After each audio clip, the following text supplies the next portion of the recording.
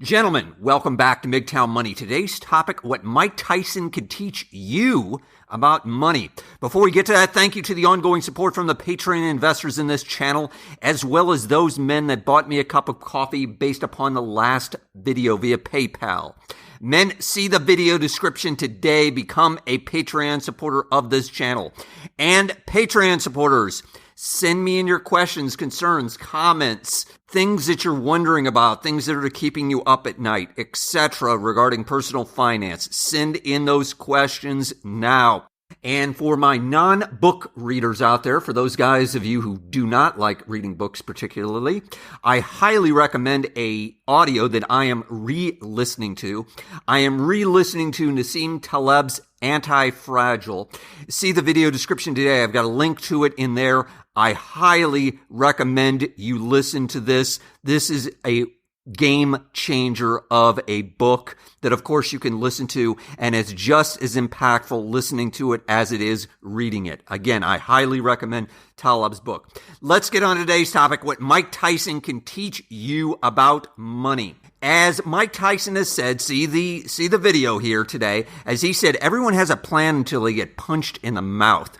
And speaking of being punched in the mouth, as you may or may not know, Mike Tyson, in spite of the fact that he earned tens of millions, if not hundreds of millions of dollars in his boxing career, he went bankrupt, personally bankrupt. So with that said, though, yours truly, I have a bloody, broken nose. I took a right cross that nearly floored me, but man, I'm still standing here. And specifically what I'm talking about is that the market, specifically the stock market, gave me a right cross this past week. And what I'm talking about specifically is the following. See the video description where I did a prior video 4 or 5 videos ago where I was talking about investing in mergers and acquisitions, and that money can be made, and I can tell you for a fact it can be made in buying mergers and acquisitions. Specifically, I alluded to that I was waiting on one to finish. However, of course, as I mentioned in there very explicitly and specifically, I said that 4 out of 5 don't finish. Well, one of those 1 out of 5 did not finish. In other words, it went against me. And I alluded to this one in the prior video, and I'm going to give you the details, and you'll understand why in just a moment. Specifically, I was waiting on a buyout of a company called symbol NXPI, National Semiconductor, that was being acquired by Qualcomm. You might have heard the American company Qualcomm. If you have any sort of cellular device, they probably have components in your device, in particular on iPhones. Anyway, they had been working on this acquisition of NXPI for a good 1.5 years, gone through all these different government approvals, etc. And the net is they had one government approval left, and that approval was from the country of China. Yes, unfortunately, it was an American company that was waiting on an approval from the Chinese government. And despite all the experts saying that, yeah, they're going to get the approval, and furthermore, all the quote-unquote smart money saying, yes, they'll get the approval. In other words, people that had tens of millions of dollars riding on this merger to take place. In addition, my own intuition, my own thought process, that the Chinese would certainly approve something like this, that they do not want to inflame this current trade war, etc., with the Trump administration, that this will get approved, that this was a relatively minor deal in the big scheme of things, and they would not want to pour gasoline on it. Well, guess what, men? I'm wrong. And unlike many of the YouTube gurus or these newsletter gurus, etc., who never admit their losses and certainly never discuss them much in detail, I am telling you I lost money, at least on paper thus far.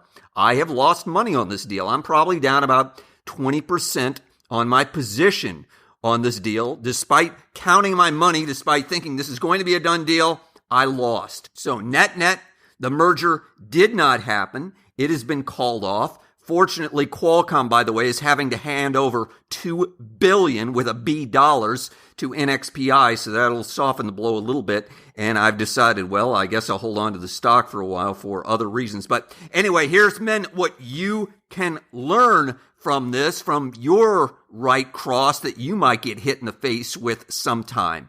Because these things can happen to you. One, you, of course, as I've said numerous times, cannot predict the future with certainty regarding your investments, regarding stocks, cryptos, real estate. I don't care what kind of investment it is. You cannot predict with 100% certainty what's going to happen. There are no laws of nature regarding investing. There are no scientific principles, again, despite what some people claim regarding investing. Investing is a complex, weird, irrational, black swan prone type, event-driven process where things can happen out of the blue. Things that you were sure that's never going to happen. Well, yes, guess what? It can happen. For example, you might have noticed that Facebook, the stock in Facebook, went down 25%. I said 25% in about 2 hours this past week. Yes, Mr. Mark Zuckerberg, in approximately 2 hours, lost on paper $18 billion. I said 18 billion with a B dollars in about 2 hours. So as opposed to predicting the future, you need, again, as I mentioned in the past, prepare for the future. Investing in multiple non-correlated asset classes is the key. If you take out nothing from this, men, you're going to spread your investments around. Be careful of becoming tied to a particular asset class. Don't be, well, I only invest in cryptos, or I'm a quote-unquote gold bug. That's an old term that goes back to the 70s and early 80s when gold had its first huge run. In other words, be very, very careful that you're not going all in or putting most of your money into a particular asset class. In addition, I highly recommend, men, you keep some money aside. When I'm talking about money, I mean just straight cash, money that's sitting in a bank account, a checking account, a savings account, etc. At least in the United States now, you're seeing interest rates push around 2% or so. This is better, obviously, than they were 18 months ago when they were hovering around 0. At least you're getting a little something for your money. And most importantly, when things do crash, when they do go quote unquote on sale, with that cash that you've got sitting there aside, of course, you can buy in and get some good value for your money. A lot of people did this in late 2008 and 2009 in the stock market across the world, but especially in the U.S., and of course, they have been significantly rewarded. Next, every time you make an investment, you need to prepare for the worst. Now, I'm not talking about necessarily to believe that your investment is going to go to 0, but you do need to think about your downside first. For example, if you put your money in a particular asset, if you buy a stock, if you buy a bond, if you buy a crypto, etc., start thinking about, all right, if this goes down 25%, what's my game plan here? As I've mentioned in the past, it's not a bad idea to consider using stop losses.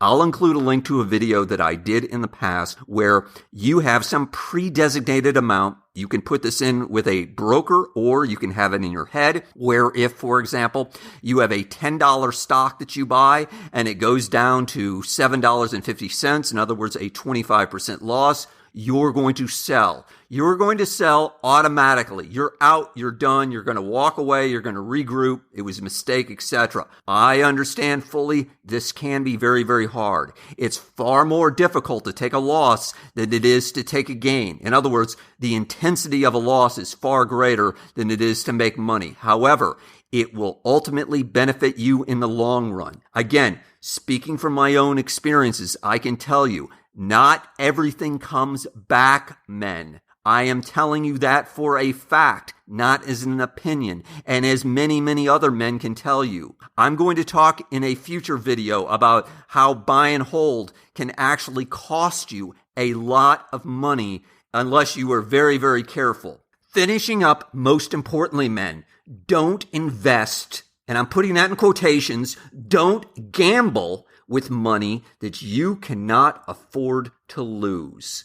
Remember, the markets can go farther down, much farther down than you or your guru says they can. They can go down 80, 90%, and they can stay there for years. If you're investing your rent money to make a quick buck, you are making a serious error. or if you're one of more than 20% of students, evidently, that are taking student loans and using that money to speculate in the crypto market, you are making a serious error. I, of course, have also mentioned in the past, if you're using money for example, from credit cards to use in the crypto market, again, you are making a serious error. This is gambling, men. You need to prepare for the worst. Don't gamble with money that you cannot afford to lose. Gentlemen, as always, hit the like button if you found this useful. John Galt, out.